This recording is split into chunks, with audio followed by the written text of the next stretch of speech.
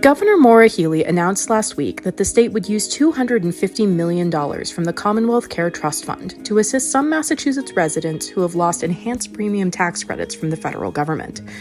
So these are Affordable Care Act tax credits, which were rolled out under the Biden administration during the pandemic through the American Rescue Plan, or ARPA, which made it easier for people to access subsidized healthcare even at moderate income levels. But those credits were set to and did expire at the end of 2025, with Republican resistance to extending them central to the government shutdown last year. They may yet return, as there is bipartisan support for the tax credits in the House, but the Senate still seems cool to the idea. So states need to figure out how to fill the funding gap if they want to. I'm Jennifer Smith, and this is the Codcast, Commonwealth Beacon's podcast about policy and civic life here in Massachusetts. And the Bay State did want to limit disruption as much as possible. So, to talk about the state's options and how we got here, I am joined by Audrey Morse Gasteier, Executive Director of the Massachusetts Health Connector, and Alex Sheff, Senior Director of Policy and Government Affairs at Healthcare for All. Audrey, Alex, thank you so much for being here. Thank you for having us. Thank you. It's great to be here. So let's get everyone listening nice and anchored. We are talking about the impacts from losing a discrete pot of money that we've gotten over the last 4 years. So, Audrey, how were we positioned before the American Rescue Plan Act funding came to Massachusetts? Sure. So Connector Care is the Health Connector's kind of premier affordability program. It offers lower cost health coverage to low and moderate income people. And it does that by leveraging Affordable Care Act subsidies and then wrapping around them with additional state financing that further brings down premiums and cost sharing.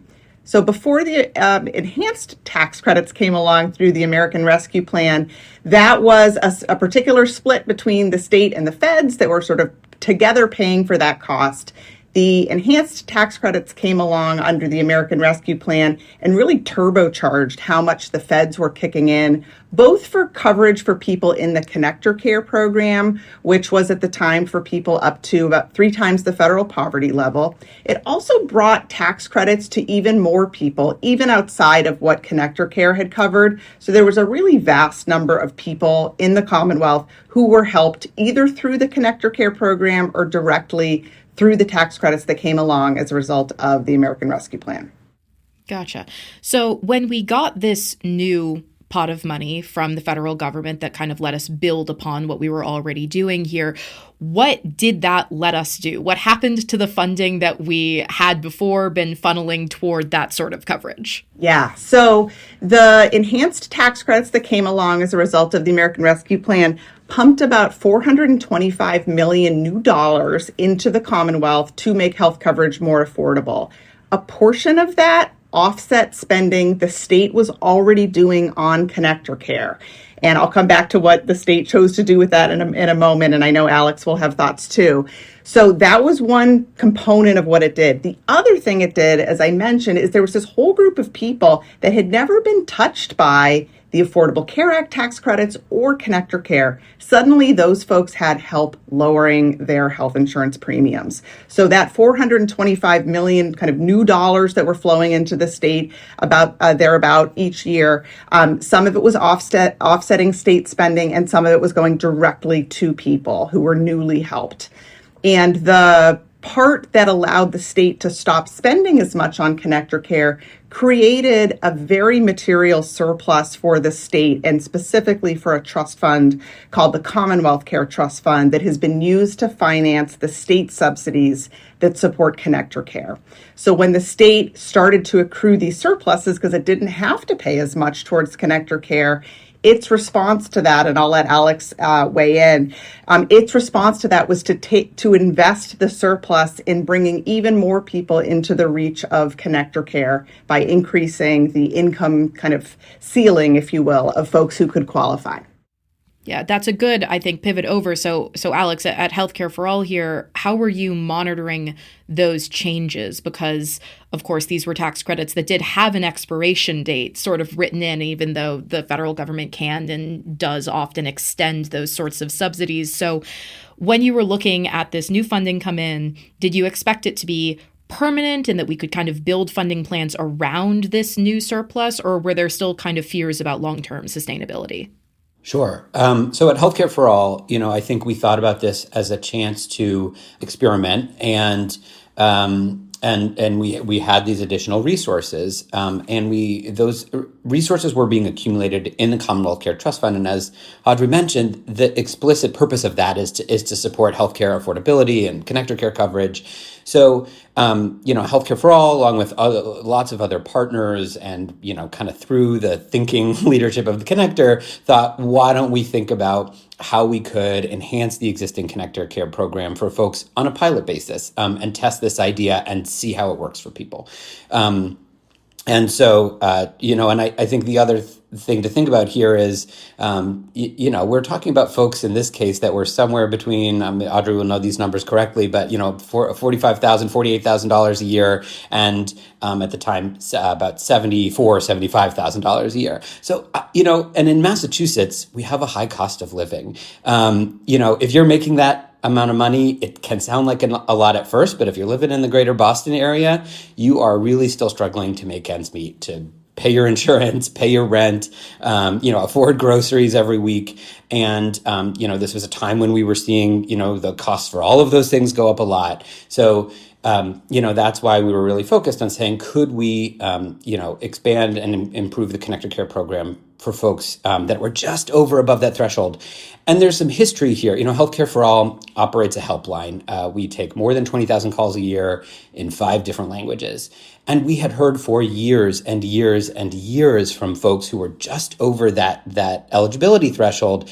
And the cliff, as it sometimes gets called in healthcare world, was very steep. So when you were under it, healthcare was quite affordable, and we could talk about the different ways of what I mean when I say that. It's premiums, but also out-of-pocket costs. And if you fell just over that, suddenly your premiums were much, much higher. Your out-of-pocket costs, like copays and deductibles, were much, much higher. So that's why we really focused on that group that had fallen just over the eligibility threshold. So on a pilot basis, working with all these partners, we expanded the program, or we Healthcare for All advocated for the expansion of the program. The connector did incredible work to sort of stand that up quickly. And the idea here was to see how it worked for people. And I don't want to, I think it's worth just saying, from our perspective, and Audrey could speak to, the connector's perspective, our understanding was that it was incredibly life-changing for people. So we heard that anecdotally, again, on our helpline. We heard from people that said, oh my gosh, like this changes my whole budget, my whole universe.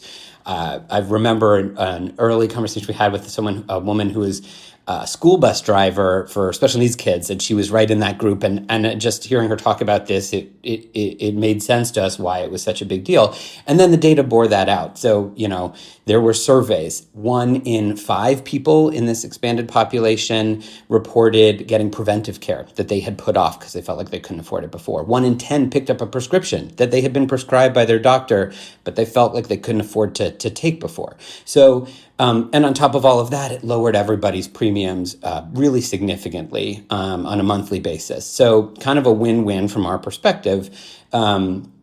And so then the question becomes, how sustainable is this? And, we can talk about what that looks like. But it really had an enormous impact on the folks that were able to get enrolled in this program. Right. And that sort of brings us right to the reality facing Massachusetts residents right now. As you're listening to this, it will be January 16th or 17th. Open enrollment is still open. But we can see at this point in the month kind of what the damage or the expiration of these tax credits has looked like. Right, Audrey? How many have opted out? At what income levels? Is it the groups that you would expect who suddenly had become eligible that are no longer?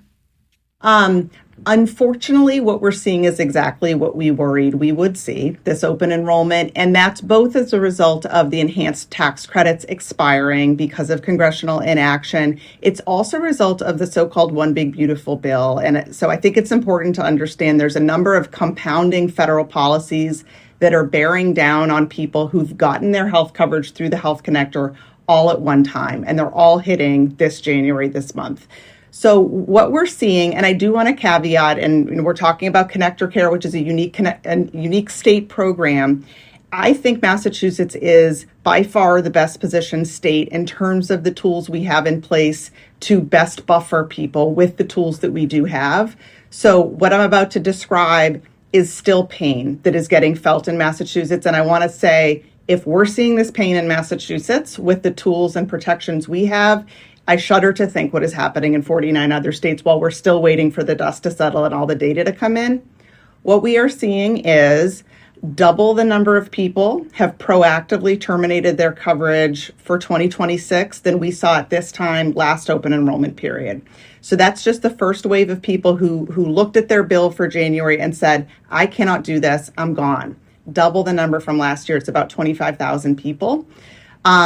We will need to wait a bit longer to understand other types of what I'll call quiet cancellations that will start to happen because of people who got a premium bill in December for their January coverage that they will not be able to afford, and they just didn't pay it.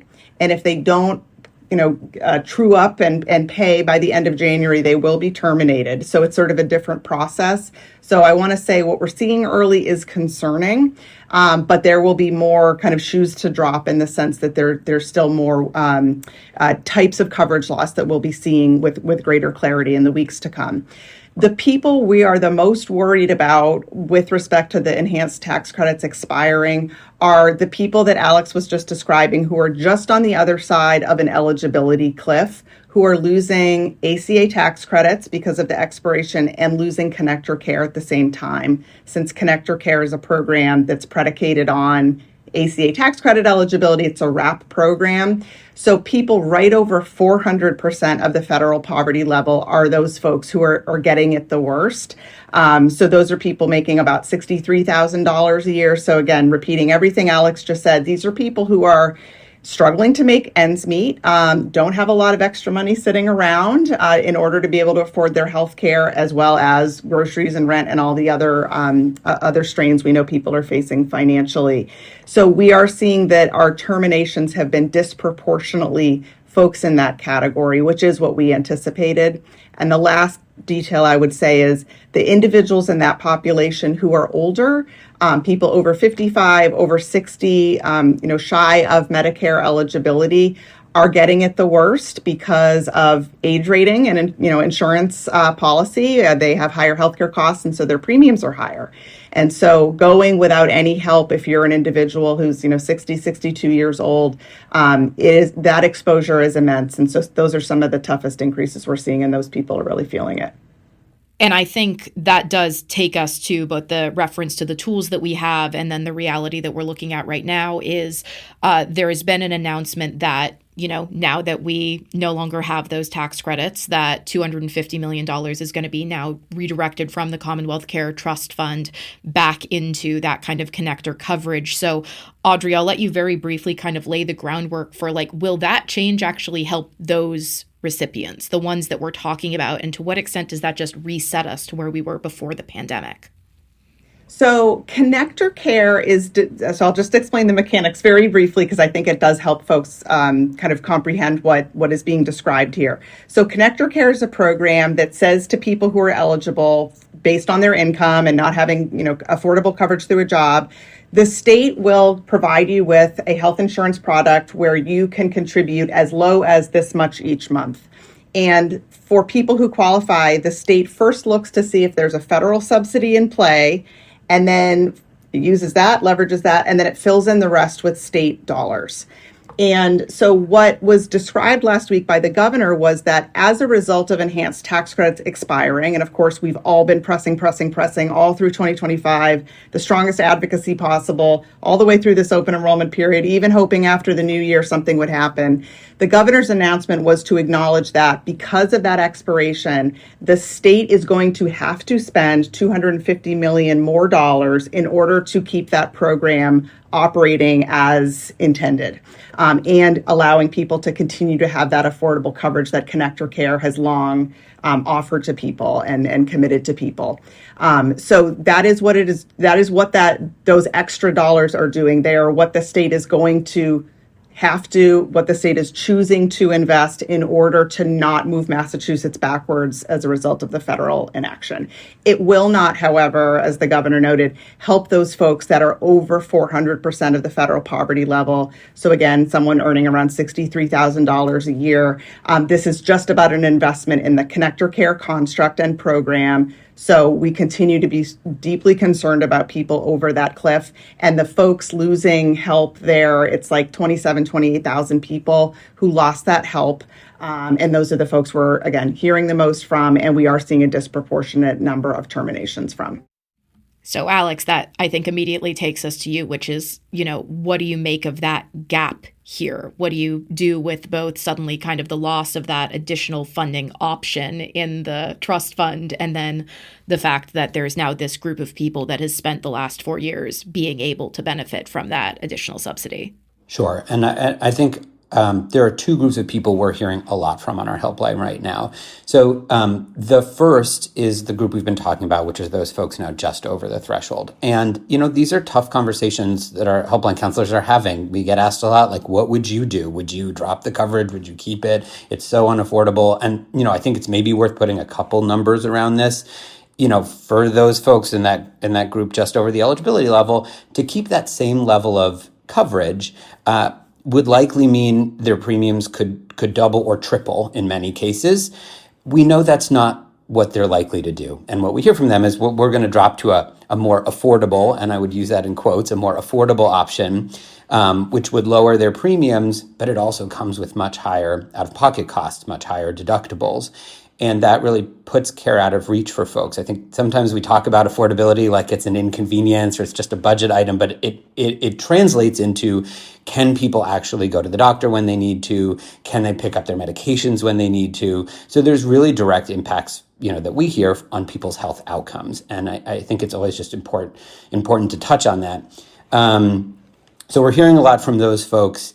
I'll just say, there's one family that I'm thinking about that we heard from, again, in this group. Their premium was going from $328 a month to $621 a month. And, they mentioned the things that you would imagine. They have a mortgage, they have a car payment. I think this family was maybe about to have another kid, and they're just, saying to us, what am I supposed to do? There's no way I can afford all of these things. So we're hearing a lot from that group of people. I think what the governor announced and what Audrey and the Connector have been able to do is really tremendous and really important. And I think it's worth just calling about the state's commitment to the Connector Care program here and what they're doing is very, very meaningful. And we talked before about this expansion pilot. In what the governor announced, at least for now, for this year, it protects 40,000 or so members who have been part of that pilot. And then about 20,000 of the members that were in the pilot before are the ones that we're hearing from in this circumstance. So I just want to commend the governor and the administration and Audrey for taking that step. As consumer advocates, we think it's really important to just look for every opportunity to think creatively about how we can help those folks that remain in trouble and that are really struggling. So the second thing I would say, and we can take this to another question, is there's another group of people that we're hearing from a lot on our helpline. It's folks who are actually much lower income. They're under 100% of the federal poverty level. They are lawfully present immigrants. And this is unrelated to the enhanced premium tax credits, but because of the One Big Beautiful Bill Act changes, they are losing eligibility for Connector Care and subsidies. And we are hearing a lot from that population. It is, I would say, pretty upsetting. Like I said, they're folks that tend to be pretty low income, quite low income, very vulnerable. It's worth just noting they are lawfully present. Like, I want to make sure we're clear. They are not undocumented folks. They are folks who have documentation. They are refugees. They are asylees. They are sometimes green card holders that just haven't met a 5-year bar. And it's worth noting we're hearing a lot from that population right now. And again, we recognize we are not going to be able to stop all of the harm from these federal cuts. It's just not feasible. But this is one of those groups, I think, at Healthcare for All, we'd like to just work with all the partners we can to think creatively about how to help them, how to support them, what options there are available. Because right now, our sense is most of them will end up just becoming uninsured. The premium jump to afford coverage on their own is just truly not feasible for them. And sticking with you, Alex, for just a second, thinking about kind of the timeline here, there's a sort of immediate feeling of, oh, well, we knew these tax credits were kind of under threat. There did not seem to be that much appetite from Republicans to kind of extend them.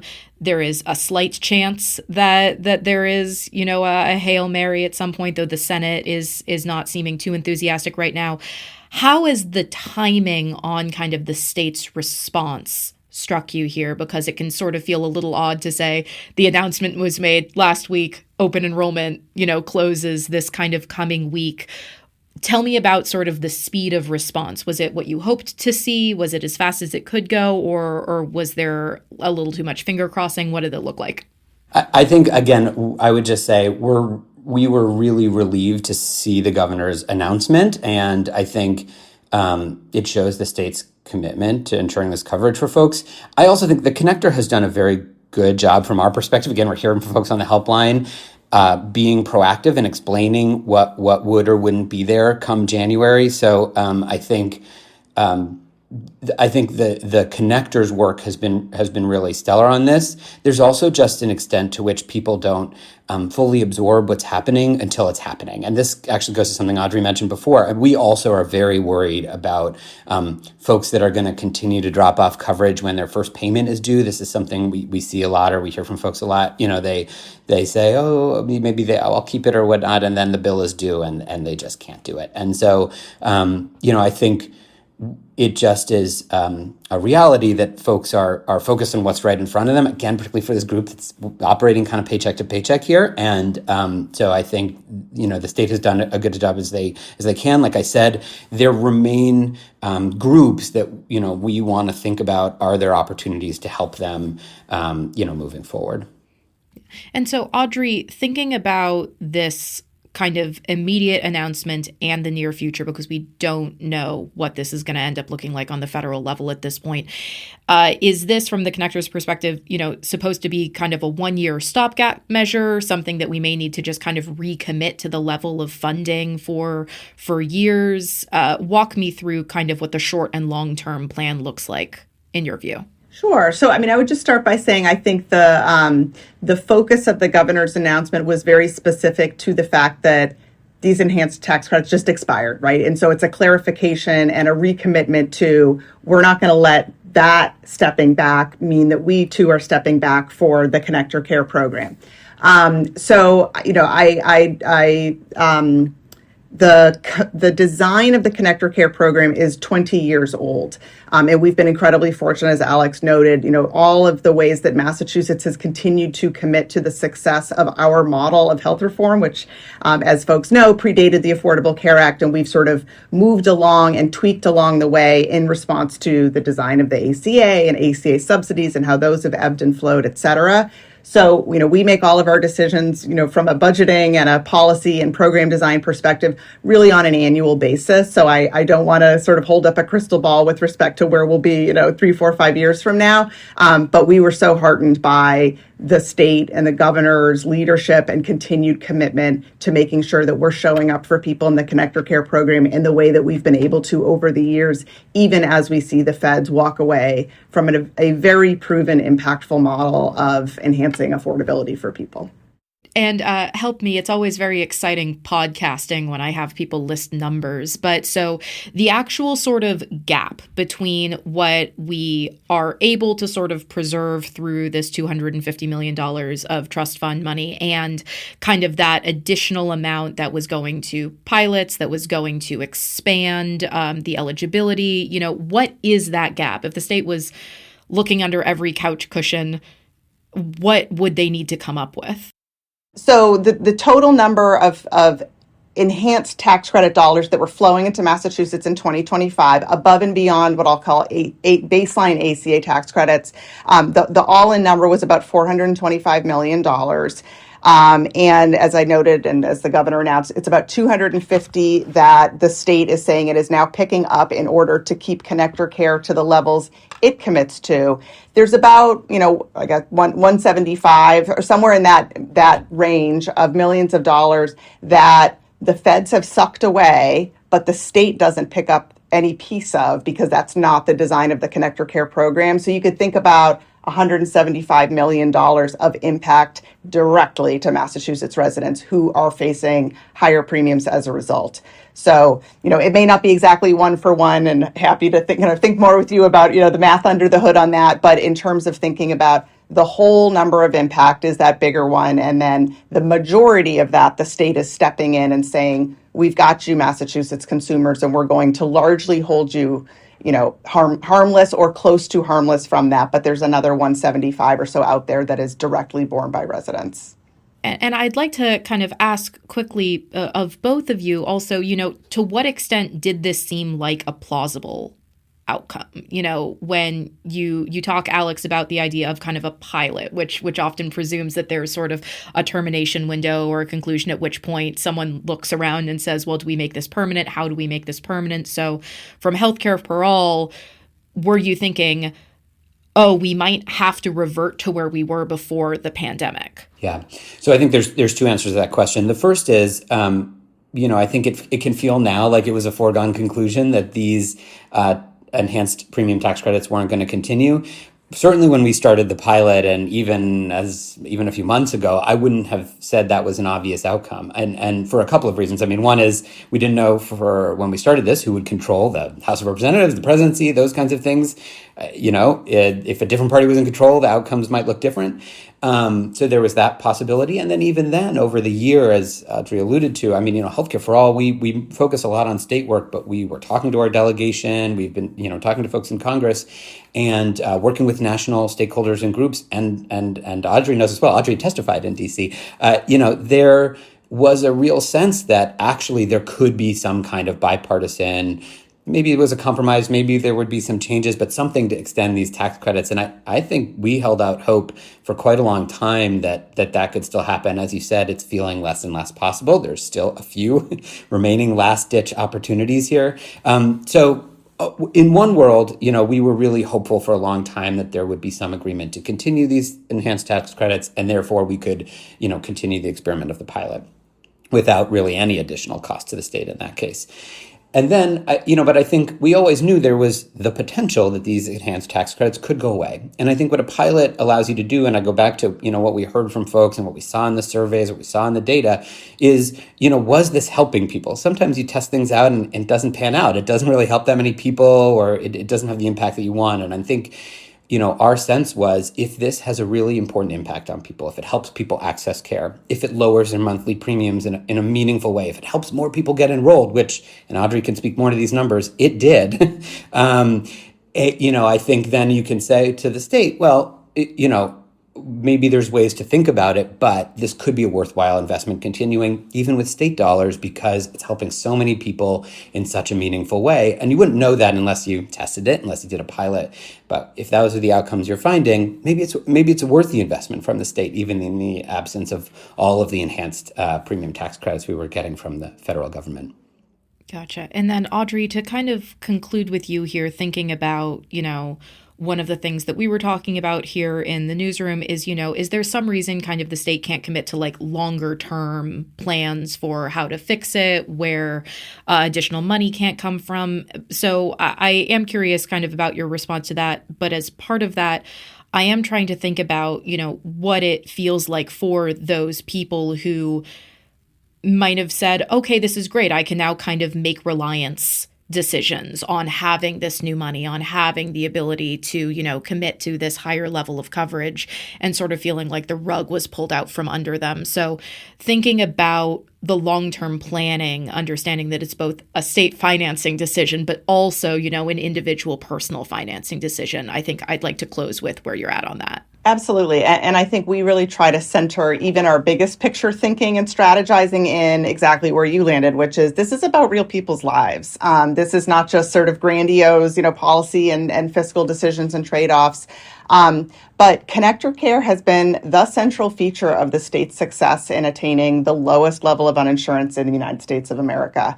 And so, again, we're so grateful to be a part of an administration and a state that recognizes that puts dollars behind that understanding, continues to put dollars behind that understanding and that impact, even as we try to figure out how we can plug holes where able, and where we need to prioritize our efforts as a state, both financially and from a policy perspective, to try to stem the damage that is coming from all of the incoming we're getting from DC right now. So, more to come there, but I would say, again, this program is a central feature of what we do. It has been designed for the long haul. And so again, it's wonderful, even though these are incredibly challenging times with respect to healthcare access and so much more, that is not, something that will be changing. With respect to sort of strategizing about different kind of pockets of people, et cetera, I would just say there's a lot of formal and informal conversations that are happening all across state government with stakeholders. Mass Health and the Health Connector are leading very structured conversations with healthcare community stakeholders and others to try to think about the entire range of federal policy changes and funding cuts and how the state can best be positioned to respond, and really thinking about that from a global holistic perspective. Each of these feels like its own set of unique challenges, and they are to the real people that they're touching. But as we think about our state response and where we want to prioritize action, funding, et cetera, we want to be thinking really thoughtfully about that whole picture. For the individual people who have been subject to this kind of back and forth because of federal changes, as Alex said, and thank you, Alex, the connector has been thinking really carefully about how everything we can do to best support these people as they're facing these changes. It's cold comfort to somebody who's seeing their premium double that we're doing everything we can to clearly communicate with you about your premium doubling. But that is what we're trying to do, is let these people know we see you, we're hearing what you're going through, we are doing everything we possibly can to connect you with coverage you can afford, and trying to be the sword and shield for these folks in terms of being a voice for them, just like Alex and Healthcare for All are, and so many more, talking to our public officials in DC and here in the state as we're trying to think about solutions, particularly for those people that just had something provided to them that they might have built budgetary decisions around and has now been yanked away as a result of actions in DC. So that's really our North Star in terms of trying to center those folks and what they need from us in the months and years to come as we're navigating this new world order. To add one thing to that, I think this is the right place to end, which is how do we communicate effectively with people? And actually, I want to here commend and call out the legislature that also made a really important investment in an outreach and engagement campaign that Healthcare for All is now going to be operating over the next a year or two or three to really be able to communicate with folks about the changes that are happening. Some of those are going to be on the mass health side. So, those are things around work report requirements and those kinds of things. But some of them are going to be changes to the open enrollment process, again, that are part of this One Big Beautiful Bill Act, and are going to add red tape and make it just a little trickier in some cases for people to get enrolled or stay enrolled in coverage. And so Healthcare for All is really committed to working across all of our partners, both at the state level, but also our community-based organization partners and our faith-based organization partners, to be in the community talking to people about, sort of the changes that are happening so they can be as prepared as possible. And the only good news here is that on some of this, we have a track record of being effective at that. Not just the connector, but when there was a major redetermination effort for our mass health program, Healthcare for All, again, worked across stakeholders to do a significant outreach and engagement campaign. And it was remarkably successful. The communities we were working in fared better than the rest of the state, even though they were going to be challenging, communities to do work in and were expected to fare worse. So we have some of the tools to do this. And I appreciate the state's commitment, the legislature, the Healey administration, to doing that outreach and engagement work. And, we will continue, I think, as Audrey said, to just talk about all of the options, all of the coins under the couch cushion, all of the things we can do to help the populations that are sort of, we haven't been able to yet, but that we know we need to. Okay, well, that's all the time we have. So Audrey, Alex, thank you so much for joining me here. Thank you for having us. Thank you so much. Thanks again to Audrey and Alex for joining me on the Codcast. Thank you for listening. I'm Jennifer Smith. Our production and theme music is by Charlie Gazella. Leave a rating and review wherever you're hearing this now if you want to help other folks find us. And email codcast@commonwealthbeacon.org if you ever want to get in touch directly. We'll be back in your ears next week.